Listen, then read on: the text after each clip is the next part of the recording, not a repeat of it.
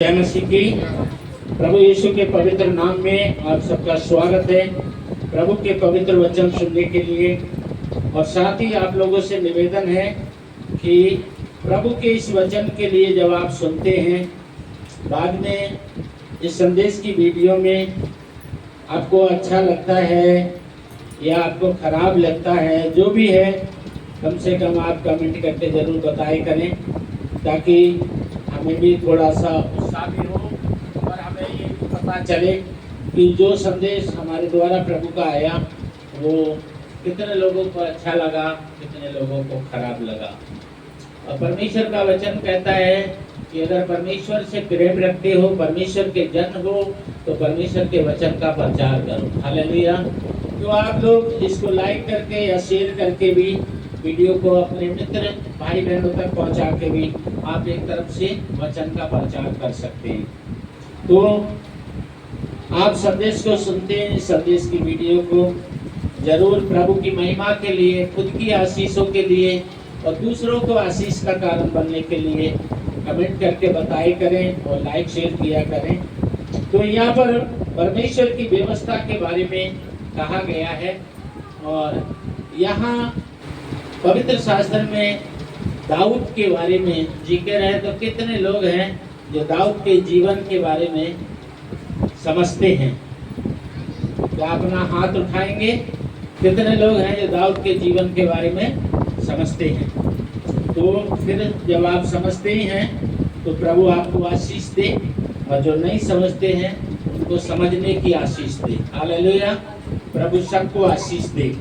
और सबसे पहले मैं एक बात बताना चाहता हूँ, प्रभु चाहेगा तो उसके बारे में बाद में बताऊंगा। अभी कोई भी व्यवस्था किसी भी धर्म से लागू नहीं है। हमने उसको खुद धर्म की व्यवस्था बना दिया। हालेलुया। कोई भी व्यवस्था धर्म से नहीं है, ठीक है, लेकिन हमने व्यवस्थाओं को धर्म से जोड़ दिया।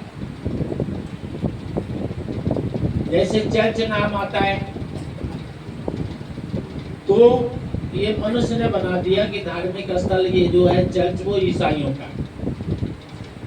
दूसरा धार्मिक स्थल मस्जिद, इसका मतलब है ये मुसलमानों का है। तीसरा धार्मिक स्थल मंदिर, इसका मतलब ये हिंदुओं का है। चौथा धार्मिक स्थल गुरुद्वारा, इसका मतलब ये सिखों का है। क्या किसी शास्त्र में ऐसा लिखा है? किसी भी शास्त्र में ऐसा नहीं लिखा है।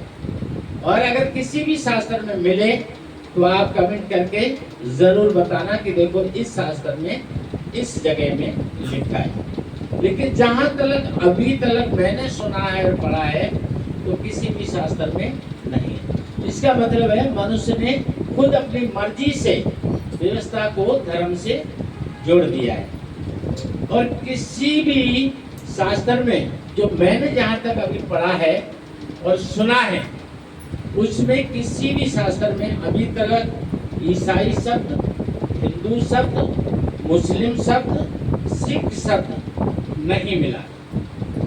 हालेलुया। पर हाँ, एक चीज मिला है, आदम हव्वा से वंशावली, यानी आदि माता पिता, फिर नूह से, हालेलुया, फिर अब्राहम से, ऐसे जरूर मिला। लेकिन व्यवस्था किसी धर्म से नहीं है।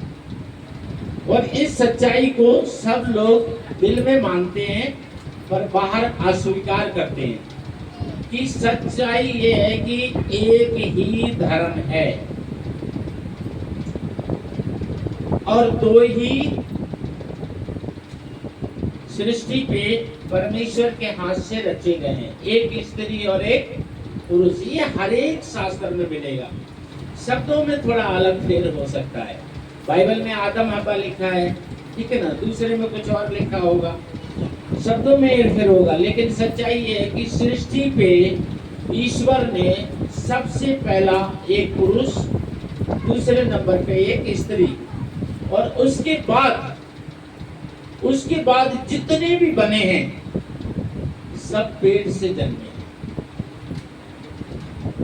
एक हाथों से, दूसरा पसली से, बाकी सब पेट से, यानी स्त्री पुरुष से। यानी आदम परमेश्वर ने बनाया और हव्वा को आदम से बनाया, यानी उसकी पसली से बनाया। और बाद में सब कोख से ही जन्म लिए, यानी स्त्री पुरुष से। तो जो भी कोई स्त्री पुरुष से जन्मा है वो ईश्वर नहीं हो सकता, ये हर एक पवित्र शास्त्र प्रमाणित करता है। हालेलुया। इसमें कोई धर्म का गिराने उठाने का, किसी धर्म का विरोध, किसी धर्म को ऊंचा करना नीचा करना बिल्कुल नहीं है। कोई भी शास्त्र इस बात को नहीं कह रहा है कि जो स्त्री पुरुष से जन्मा हो वो ईश्वर हो।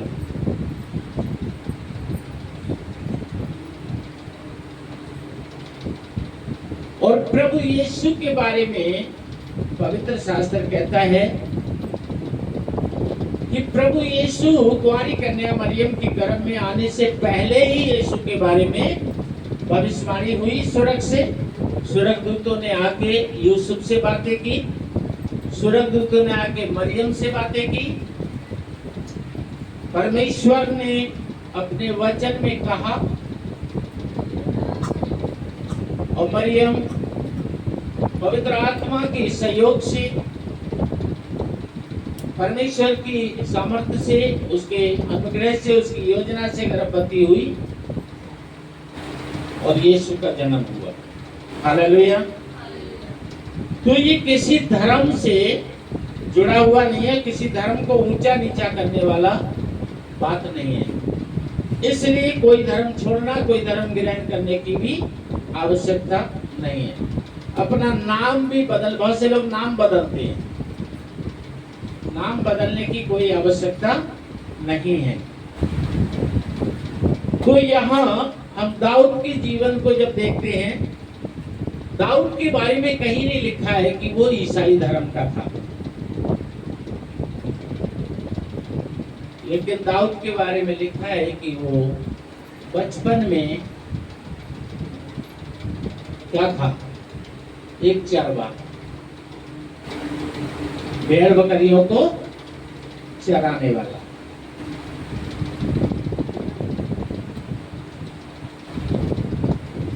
भेड़ बकरियों को चराने वाला, गाय भैंस भी चराता होगा।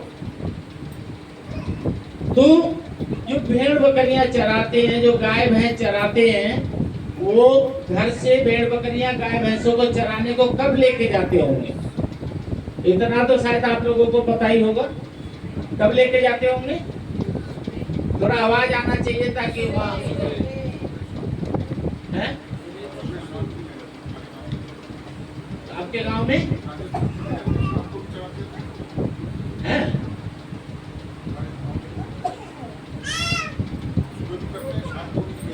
मुंह से लेटरिन करते हैं या दूसरी जगह से करते हैं?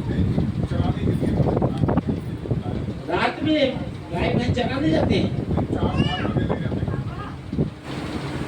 चलो, हमारे दलजीत भाई कह रहे हैं, लेकिन मैंने सुना आप पंजाबी हैं, आप राजस्थान की बात करने लगे। आप तो शुरू से बोल रहे हैं मैं पंजाबी हूँ। तो जाए जाएगी वो सुबह, क्योंकि मैं भी अपने गाय भैंस चराता था बचपन में। 10 साल तक की उम्र में मैं अपने गांव में घर में ही रहा। 11वीं साल में दिल्ली आया हूँ। तो सुबह ही 5 बजे 6 बजे निकलते और शाम को सूरज छिपने के बाद ही तालाब में पानी पिला के अपने गाय भैंसों को, भेड़ बकरियों को लोग घर लाते। तो स्कूल कब लगते हैं? स्कूल कब लगते? दिन में। इसका मतलब है स्कूल में कब जाता था राव, है ना? तो बचपन में वो चरवा था, अब वो जवान हो गया, जवान हुआ मैं भी जब अपनी गाय भैंस चराता था उसी समय मैंने पहलवानी भी सीखी। दाऊद ने भी उसी समय, क्योंकि उसी में मौका मिलता था गांव में पहलवानी सीखने का। कोई एक होता था जंगल में ही खेत में अखाड़ा खोद लिया और उसी में आकर शाम को तालाब में नहा के आते और उसने पहलवानी सीखी। जवान हुआ, बचपन में उसने गाय भैंस चराई, जवानी में उसने गोलियत को पछाड़ा। हालेलुया। जवानी में उसने गोलियत को पछाड़ा और गोलियत को पछाड़ने के बाद ही क्या बन गया? वो राजा बन गया। तो एक चरवा पहलवान बना और एक पहलवान राजा बना, लेकिन उसके बारे में ये कहीं नहीं लिखा है वो किस धर्म का था। आपके देश में भी राष्ट्रपति, प्रधानमंत्री, मंत्री, मुख्यमंत्री किसी भी धर्म के बन जाते हैं? नहीं बन जाते हैं? बन जाते हैं? नहीं बन जाते हैं? शुरू से ही देखो, जब से देश आजाद हुआ है भारत, है ना, किसी भी कोई भी राष्ट्रपति बनता है, कोई भी प्रधानमंत्री बनता है, कोई भी मुख्यमंत्री बनता है। तो दाऊद चरवा बना, फिर पहलवान बना, फिर राजा बना, यानी परमेश्वर उसको बढ़ाते ही चला गया। क्यों बढ़ाते चला गया? क्योंकि वो भी परमेश्वर का भय में बढ़ता गया, परमेश्वर के नियम में बढ़ता गया, परमेश्वर की विधियों में बढ़ता गया, परमेश्वर की आज्ञाओं में बढ़ता गया, परमेश्वर की इच्छा को पूरा करता गया और परमेश्वर उसको आशीष देता गया। हालेलुया। और परमेश्वर क्या नहीं करता? पक्षपात नहीं। अगर हम भी ऐसा ही करेंगे तो परमेश्वर हमें भी आशीषों में बढ़ाता जाएगा। हमें कोई धर्म बदलने की आवश्यकता या नाम बदलने की आवश्यकता नहीं। जैसे वो प्रभु की इच्छा को पूरा करता गया, प्रभु उसको बढ़ाता गया, हम लोग भी प्रभु की इच्छा को पूरा करते जाएंगे और प्रभु हम लोगों को भी बढ़ाता जाएगा। तो यहाँ भजन संहिता 119 के पहली आयत में लिखा है, क्या ही धन्य है वह जो चाल के खड़े हैं और यहोवा की व्यवस्था पर। क्या करना है हमें? धर्म बदलना है या परमेश्वर की इच्छा पे चलना है? पवित्र शास्त्र क्या कहता है? पवित्र शास्त्र कहता है हमें परमेश्वर की इच्छा पे चलना है। धर्म के बारे में पवित्र शास्त्र कुछ नहीं कहता। 2 में लिखा है, क्या ही धन्य है वह जो उसकी चितौनियों को मानते और पूर्ण मन से उसके पास। क्या करना है हमें? धर्म बदलना है, उसकी चितौनियों को मानना है, उसकी बात को मानना है। और कैसे आना है उसके पास? कैसे आना है? काफी लोग तो बोल भी नहीं रहे। पूरे मन से। वो मन का प्रभु है, वो आपके मन को देखता है, वो आपके मन को जांचता है। आप बाहर से कैसे हैं इससे कोई लेना देना नहीं। आप गोरे हैं, काले हैं, मोटे हैं, पतले हैं, ठीक है, बहुत पढ़े लिखे हैं, कम पढ़े लिखे हैं।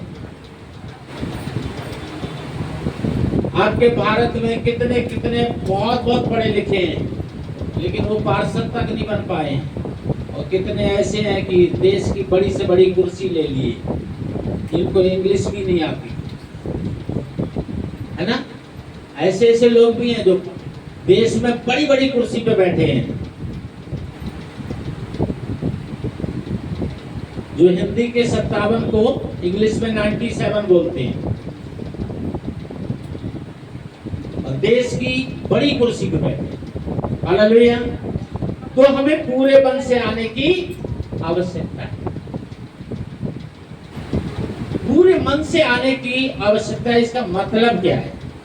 मतलब है इसका पश्चाताप के साथ, अंगीकार के साथ कि मेरा मन धो दो प्रभु, विनती करूं बारंबार, मेरा मन हो गया है पापों से। मैं ये है पूरे मन से। जो अपने आप को पापी कह के प्रभु के पास आता है, प्रभु उसको क्षमा और उद्धार देता है। और जो अपने आप को पापी नहीं मानता, उसके लिए परमेश्वर के पास कुछ भी नहीं। क्यों? क्योंकि पवित्र शास्त्र में लिखा है कि वो दुनिया में धर्मियों के लिए नहीं, पापियों के लिए आया था। सच्चाई ये है कि धर्मी तो कोई है ही नहीं। आमीन। आप में से कोई पढ़िए तीसरी आयत को, जिनकी आवाज बुलंद है। फिर वह कुटिलता का काम नहीं करते, वह उसके मार्गों में चलते हैं। हालेलुया। क्या करना है? धर्म छोड़ना है या ग्रहण करना है, या कुटिलता के काम छोड़ना है? क्या करना है? धर्म छोड़े या कुटिलता के काम छोड़े?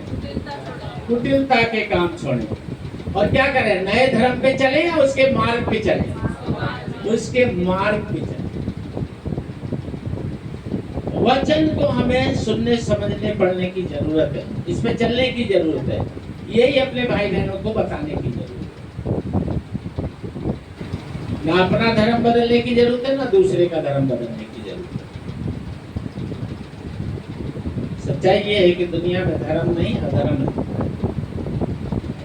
अगर दुनिया में धर्म होता तो धर्मी यीशु क्यों आता?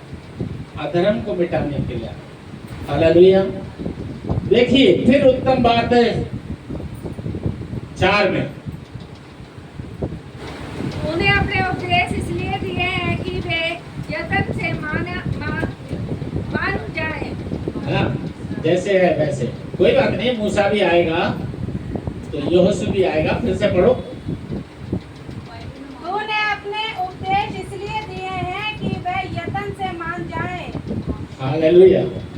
मान जाए, कोई बात नहीं है। 2 मूसा भी हो सकते हैं, 3 मूसा भी हो सकते हैं, 4 भी हो सकते हैं। हालेलुया। परमेश्वर का वचन एक दूसरे को उठाने के लिए, बहस करने के लिए नहीं है। तो परमेश्वर ने पवित्र शास्त्र किस लिए दिया है? हालेलुया। परमेश्वर ने पवित्र शास्त्र हमें किस लिए दिया है? अपना उपदेश इसलिए दिया है कि हम अपने जीवन में भी लें और दूसरे भाई बहनों को भी दें। प्रभु ने कहा, तुम्हारे पास क्या है? भोजन है, इसको क्या करो? बांट के खाओ। हालेलुया। बांट के खाओ। और एक चीज और याद रखना, गलती पता है किससे होती है? गलती किससे होती है? आवाज नहीं आ रही? डर लग रहा है क्या मुझसे? गलती किससे होती है? जो काम करता है। हराम खाओ से गलती नहीं होती। हराम खाओ कोई गाली नहीं है, याद रखना। 3 प्रकार के लोग हैं जिनको महंगाई उनके मुंह पे कभी आती नहीं। 3 प्रकार के लोग हैं, वो कभी भी रोडों पे नहीं चिल्लाएंगे, मार गई मुझे तेरी महंगाई, कभी नहीं चिल्लाएंगे। एक वो जो बाप का खाते हैं, एक वो जो हराम का खाते हैं, एक वो जो भीख मांग के खाते हैं। गलत है तो अभी टिप्पणी करो, ना तो फिर अन्यथा हमेशा चुप रहना। गलत है तो अभी टिप्पणी करो, अन्यथा हमेशा चुप रहना। ये 3 प्रकार के लोग आपको कभी जुलूस लेके नहीं निकलते, जंतर मंतर पे नहीं जाते, भारत की राजधानी दिल्ली के। एक वो जो बाप का खाते हैं, एक वो जो हराम का खाते हैं, एक वो जो भीख मांग के खाते हैं। इनको महंगाई कभी नजर नहीं आती। इसका मतलब ये नहीं है कि इनमें से कोई तुम बनो, आप लोग मत बनना। हालेलुया। ना बाप का खाना, ना हराम का खाना, ना भीख मांग के खाना। 6 दिन मेहनत करना। क्या करना? 6 दिन मेहनत करना और माँ बाप को स्वयं खिलाना और प्रभु के राज्य में दिल खोल के बोना और अपनी मेहनत का खाके और अपनी कामयाबी पे यीशु को धन्यवाद करना। हालेलुया। हालेलुया। और फिर देखना, आपके माता पिता की आंखों में आंसू नहीं, होठों पे मुस्कुराना आएगी। बिना लिपटिस के कैसे हो जाएंगे? कैसे हो जाएंगे? जैसे लिपटिस से हो जाते हैं। 5, भला होता कि तेरी विधियों को मानने के लिए मेरी चाल चलन दृढ़ हो जाए। आमीन। तो भला क्या है? कि हमारा जीवन प्रभु के मन पसंद हो जाए। हालेलुया। हमारा जीवन प्रभु के मन पसंद हो जाए। लेकिन अगर माता पिता के मन पसंद नहीं बने तो प्रभु के मन पसंद क्या होगा? ये मैं नहीं कह रहा हूँ, ये प्रभु ही कहते हैं। कहते हैं जब तुमने अपने माता पिता का ही आदर नहीं करा, तुमने अपने माता पिता को ही प्रेम नहीं किया, तुमने अपने माता पिता को ही समय नहीं दिया, तुमने अपने माता पिता के होठों पे मुस्कुराहट नहीं दी, मुझे तो तुमने देखा ही नहीं है। जिस दिन मेरे पास आओगे तो दिन तुम भी वही करोगे जैसे एक कबाड़ी ने करा था। जब तुम जिनके साथ हो, जिसने कोख में रखा उसको माँ नहीं कह सकते, जिसने अपनी इच्छाएं बलिदान करी उसे बाप नहीं कह सकते, उनको समय नहीं दे सकते, उनके होठों पे मुस्कुराहट नहीं दे सकते, अपनी कमाई से उनको खिला पिला नहीं सकते, अपने माता पिता को अपनी कमाई से एक जोड़ी कपड़ा नहीं पहना सकते, एक टाइम बढ़िया खाना नहीं खिला सकते, तो मुझे तो तुमने देखा ही नहीं है। तो मेरे पास आओगे तो मुझे क्या करोगे? वही एक कबाड़ी के समान करोगे कि एक जैसे कहानी है, वो शास्त्र में वचन नहीं है, एक कहानी है, सच्ची नहीं है, कि एक कबाड़ा का काम करता था, पूरा जिंदगी उसने कबाड़े का काम करा, बैठे चलते फिरते घूमते एक ही बात, कबाड़ी, डब्बा बोतल लोहा पीतल तांबा फटा पुराना गला कबाड़ी। और इस कलेश की दुनिया से वो आनंद की दुनिया में चला गया। और वहां जब गया स्वर्ग में तो वहां भी उसने एक ही काम करा, दरवाजे चौखट पंखा सब देखने लगा। स्वर्गदूतों ने पूछा, भैया क्या कर रहे हो? मैं ये देख रहा हूँ आपके मालिक से मिलाओ, ये सारा पुराना उतारो और नया लगवाओ। कह रहे क्यों? कहते यार पुराना जो उतरेगा तभी तो मेरा बिजनेस आगे बढ़ेगा, मैं तो कबाड़ी हूँ। हालेलुया। तो जो बाप का खाते हैं, हराम का खाते हैं, भीख मांग के खाते हैं, वो उस कबाड़ी के समान होते हैं। जो 6 दिन काम करते हैं, मेहनत से कमाते हैं, माता पिता को भी खुश करते हैं, परमेश्वर को भी खुश करते हैं और खुद भी खुश रहते हैं, यानी अपनी जिम्मेवारी को निभाते हैं। परमेश्वर में भी चाहे भेंट हो, चाहे दान हो, चाहे दशमांश हो या भले काम हो, जो हर जगह अपनी जिम्मेवारी को निभाते हैं वो परमेश्वर को पसंद होते हैं और उन्हें कोई धर्म बदलने की और ग्रहण करने की आवश्यकता नहीं है। उनकी हर परिस्थिति को परमेश्वर आनंद में बदल देगा। आमीन, हालेलुया। देखिए 6ठी आयत, तब मैं तेरी सब आज्ञाओं की ओर चित्त लगाए रहूंगा और मेरी आशा न टूटे। काय की ओर? कौन से धर्म की ओर?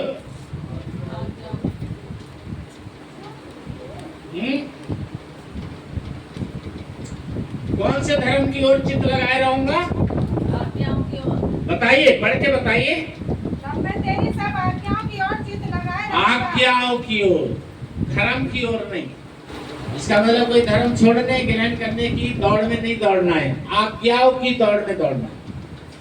कहता है 6 दिन मेहनत करो, 7वां दिन अपने परमेश्वर की महिमा को दो और जो कमाते हो उसमें से अपने परमेश्वर के लिए, जो परमेश्वर का है वो परमेश्वर को दो। और हाँ, अपनी सरकार से भी ईमानदार रहो। अगर आपकी कमाई इतनी है कि टैक्स के दायरे में आते हो तो ईमानदारी से कर भी चुकाओ। हालेलुया। पवित्र शास्त्र बाइबल में परमेश्वर की इच्छा है जो सरकार का है वो सरकार को दो, यानी जो राजा का है वो राजा को दो, जो परमेश्वर का है वो परमेश्वर को दो, जो तुम्हारा है उसके साथ तुम आनंद करो। और ऐसा करके यानी आज्ञाकारी बन के देखो, तुम्हारी हर घटी पूर्ति में बदल जाएगी। और जितने लोग आज्ञाकारी बनेंगे, पवित्र शास्त्र बाइबल को खाली पढ़ने वाले नहीं, आज्ञा नियम विधियों के अनुसार अपने माता पिता को, अपने परमेश्वर को, अपने परिवार को, अपने लिए, अपने देश के लिए जितने ईमानदारी से, जिम्मेवारी से चलेंगे, वो ना बाप का खाएंगे, ना हराम का खाएंगे, ना भीख मांग के खाएंगे। ये मैं नहीं कह रहा, परमेश्वर कहता है। तो पीछे में लिखा है, तुम्हें अपने प्राण के लिए चिंता करने की जरूरत ही नहीं कि क्या खाओगे, क्या पियोगे और क्या पहनोगे। हालेलुया। क्योंकि पतरस में तुम्हारी चिंता परमेश्वर करता है। आमीन। 7, जब मैं तेरे धर्म में नियमों को सीखूंगा तब तेरा धन्यवाद सीधे मन से करूंगा। दो प्रकार के हो। जब मैं तेरे धर्म में नियमों को सीखूंगा तब तेरा धन्यवाद सीधे मन से करूंगा। क्या करूंगा? तब मैं अपना धर्म छोड़ के दूसरा धर्म ग्रहण करूंगा। क्या करूंगा? अपना धर्म छोड़ के दूसरा धर्म ग्रहण करूंगा। क्या करूंगा? पढ़ने वाले सुन लो। धन्यवाद करूंगा।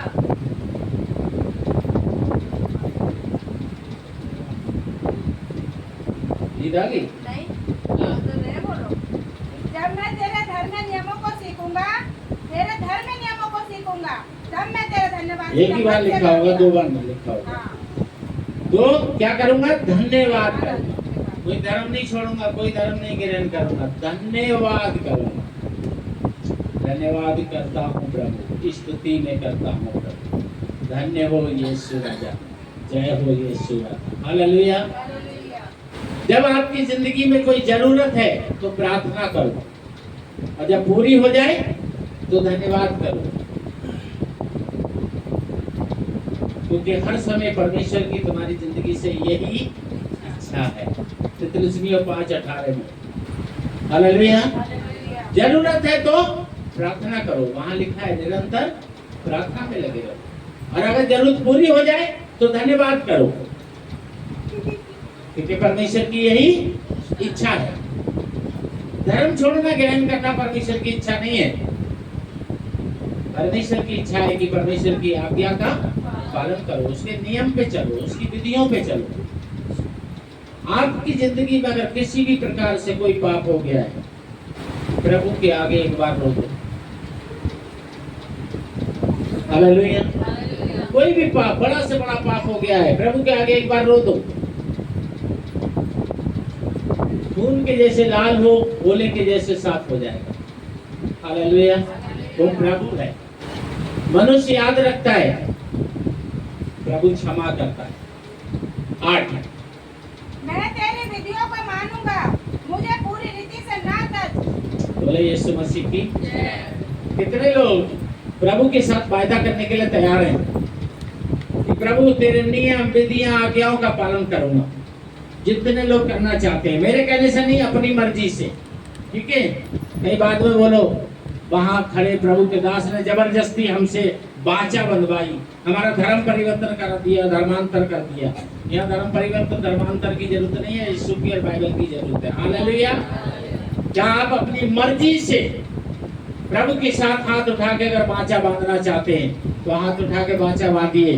प्रभु आज तक जो कुछ किया मुझे माफ कर दे, आज से तेरे नियम, विधियां और आज्ञाओं का पालन करूंगी या करूंगा। और ऐसा वाचा बांधने के बाद उसको निभाना भी जरूरी है। भजन संहिता 50:14 में लिखा है, वाचा बांधो तो पूरा करो, और पूरा नहीं करोगे तो फिर वो पूरा करवाने। हालेलुया। तो प्रभु इन वचनों के द्वारा आशीष दे, प्रभु को महिमा मिले। प्रभु की इच्छा हुई तो फिर मिलेंगे आपसे। जय मसीह की।